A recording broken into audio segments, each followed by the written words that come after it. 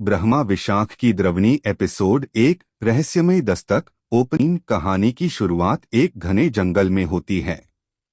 हल्की धुंध फैली हुई है और ठंडी हवा के झोंके पेड़ों की शाखाओं को झकझोर रहे हैं। अचानक दूर कहीं एक मंदिर की घंटी बजती है, लेकिन कोई दिखाई नहीं देता। सोवर कुछ कहानियां इतिहास के पन्नों में खो जाती हैं, लेकिन कुछ रहस्य समय के साथ और गहरे होते जाते हैं। सीन शिफ्ट पुरानी हवेली। कहानी एक सुनसान वीरान हवेली से शुरू होती है। यह हवेली सदियों से बंद थी, लेकिन आज इसकी जर्जर खिड़कियों से हल्की रोशनी छनकर बाहर आ रही थी। हवेली के मुख्य द्वार पर एक पुराना शिलालेख था, जिस पर संस्कृत में कुछ लिखा था। जिसने भी इस रहस्य को खोला, उसने अपने जीवन की डोर स्वयं काट दी। शहर से आए 3 लोग, अर्जुन, प्रिया और कबीर, पुरातत्व विभाग से जुड़े हुए थे और इस हवेली में छिपे रहस्यों को उजागर करने आए थे। क्या यह सच में श्रापित है? रिया ने पुराने दस्तावेजों को देखते हुए पूछा।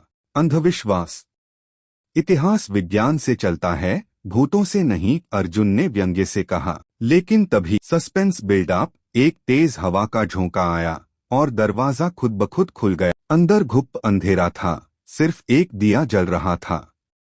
जब तीनों अंदर आए तो उन्हें लगा जैसे कोई छाया तेजी से गुजरी हो। कबीर ने कैमरा ऑन किया, लेकिन स्क्रीन पर अजीब सी गड़बड़ियां दिखने लगीं। ये क्या हो रहा है? उसने घबराते हुए कहा। तभी अचानक दीवारों पर सैकड़ों हाथों के निशान उभरने लगे और हवेली के कोने से किसी की धीमी फुसफुसाहट सुनाई दी। तुम्हें यहाँ नहीं आना चाहिए था। Cliff hanger ending. Arjun, Priya और कबीर घबराकर पीछे हटते हैं, लेकिन तभी अर्जुन की नजर सामने एक छाया मूर्ति पर पड़ती है। वह एक पल के लिए स्थिर हो जाता है। ये क्या है? अर्जुन के होठों से मुश्किल से आवाज निकली। छाया मूर्ति धीरे धीरे पास आने लगी और फिर ब्लैक स्क्रीन, सिर्फ एक गूंजती हुई चीख सुनाई देती है। To be continued. अगले एपिसोड में क्या अर्जुन, प्रिया और कबीर इस श्राप से बच पाएंगे? हवेली के रहस्यमयी हाथों के निशान का क्या रहस्य है और वो छाया मूर्ति कौन थी? जानने के लिए देखिए अगला एपिसोड।